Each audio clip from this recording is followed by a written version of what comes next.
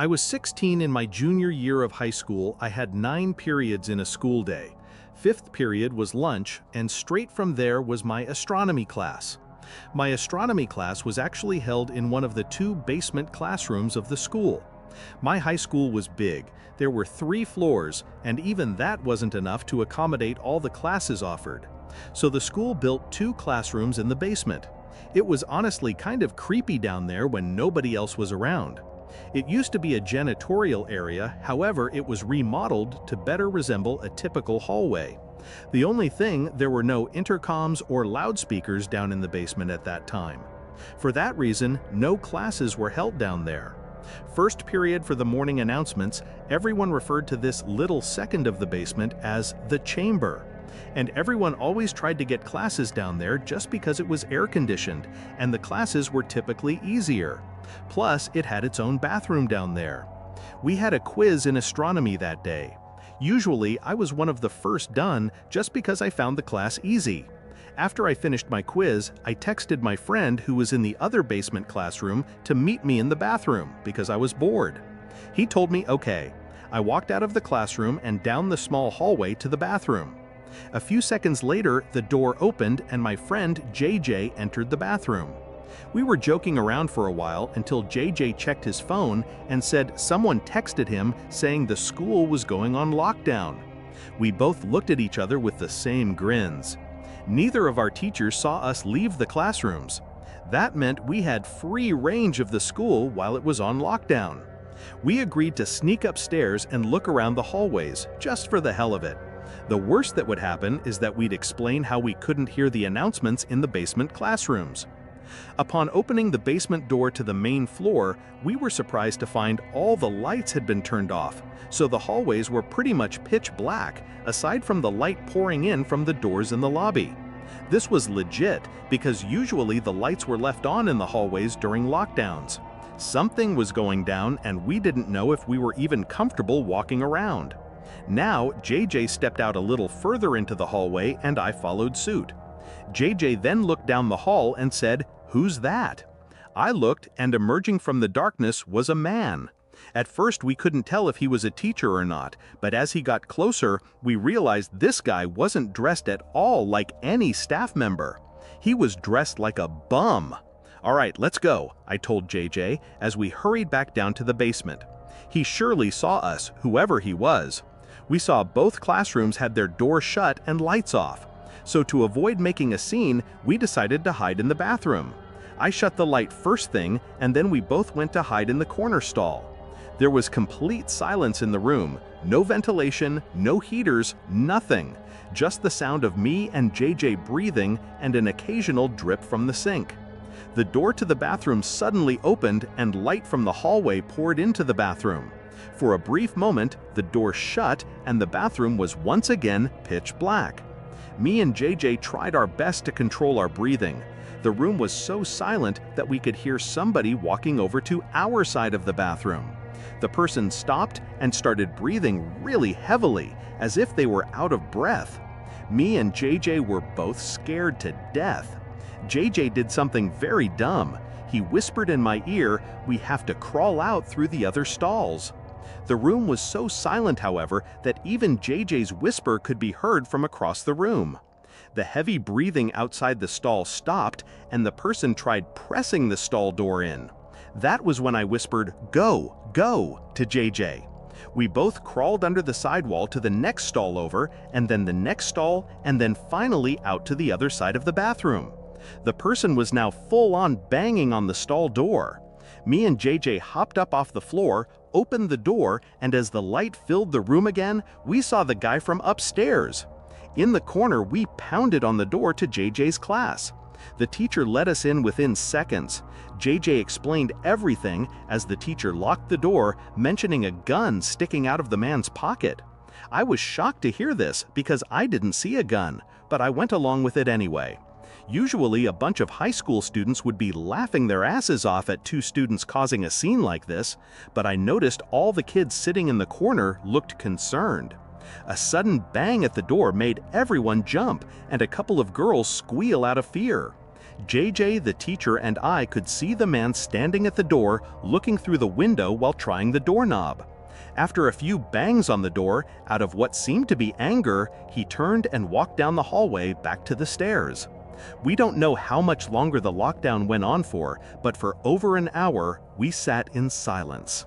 In the room, other than the teacher occasionally asking me and JJ questions in a very concerned tone, shaking his head after everything we would tell him.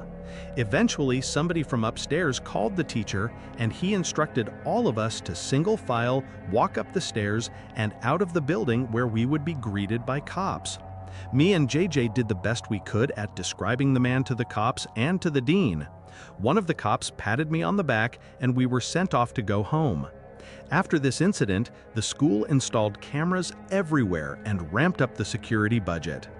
This incident never got media attention, so honestly, we never found out if police caught the guy. I'm convinced that man had no other intentions but to kill us then and there in that bathroom stall.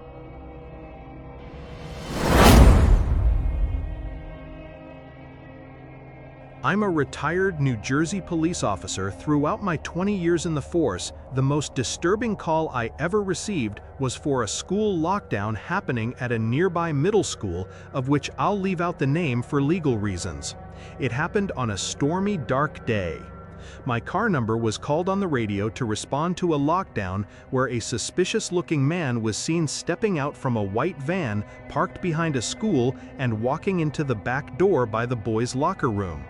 I pulled up to the back parking lot of the school right next to the white van.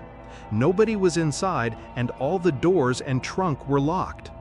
I opened the red back door that entered into the gym hallway right by the locker rooms.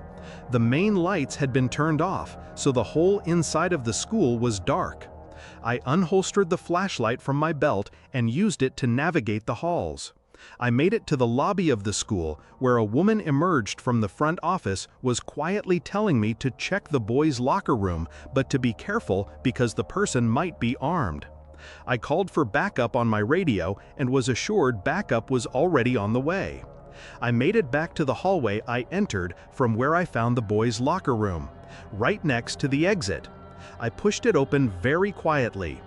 There were no windows in the rooms, therefore there was no light whatsoever in that locker room, only the light provided by the flashlight. There was a white noise in the room, some kind of vent on the ceiling blowing air.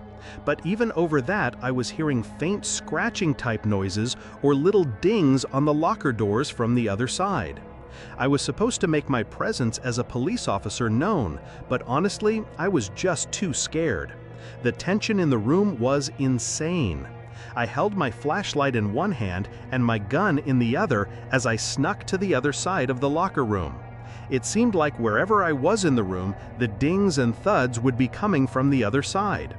I was standing in the corner of the locker room, right by the door to the bathroom, when the sound of someone slamming a locker door from another room made me jump out of my skin.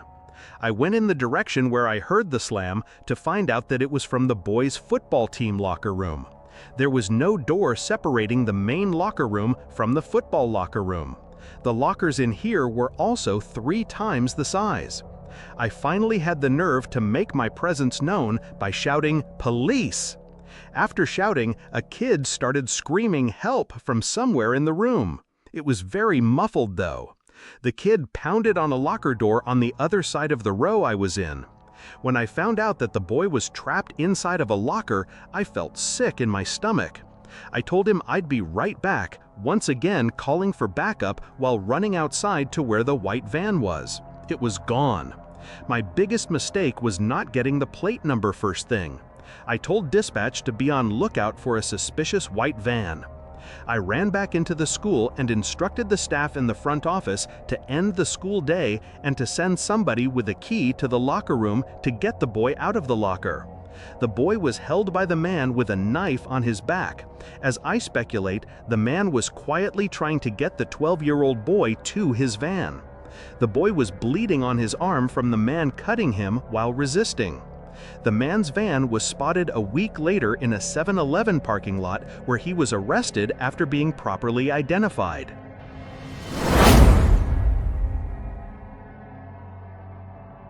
I was staying in a Hampton Inn in New Jersey when I was visiting Rowan University, a college I potentially wanted to attend. My family couldn't come with me, so I was on my own. After attending campus tours, I went to get a bite to eat at a nearby restaurant and then went back to the hotel at around 8 p.m., planning on going back to campus again the next day. About an hour after returning to my room, a strange alarm started going off in my room, along with a white light flashing from the corner of the ceiling. A message started looping shortly after as well, saying something along the lines of, "All Hampton Inn guests, please remain in your rooms, this is a lockdown."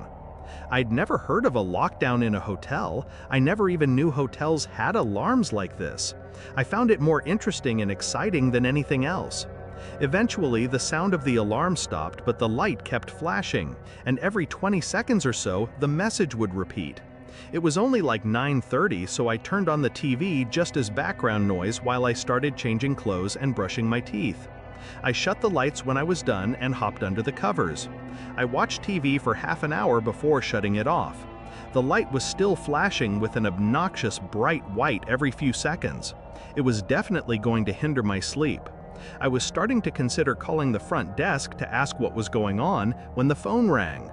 It was someone from the front desk. I was expecting them to tell me something about the alarm and when it would shut off, but instead, the person on the other end spoke in a very concerned voice. She told me to remain calm and walk out the door. I took that opportunity to ask her what exactly was going on. She went on to tell me that there was somebody in the room with me and to get out immediately. I dropped the phone and instinctively started looking around everywhere. Part of me was curious to see if somebody was in fact in the room. I checked under the bed, looked into the empty bathroom, nobody in either spots. Then I noticed the closet door right next to the bathroom. It was one of those closets with a wooden sliding door. It was open just a tiny crack, and through that tiny crack, I could see a person's face. At first, it didn't sink in what I was seeing, but when the door slid shut, that was when I freaked out and ran out the door. The people at the front desk showed me security footage from an hour earlier of some sketchy-looking man walking around the hallways, apparently looking for a certain room. When he got to my door, he opened it with the card he somehow acquired, and that was it. I stayed around as the authorities took the person out in chains. It was a man, of course, on the shorter side, easily 40s. He looked at me as he passed, as if he knew who I was. Immediately, it's scary thinking back that he may have been watching me for more than an hour from that closet.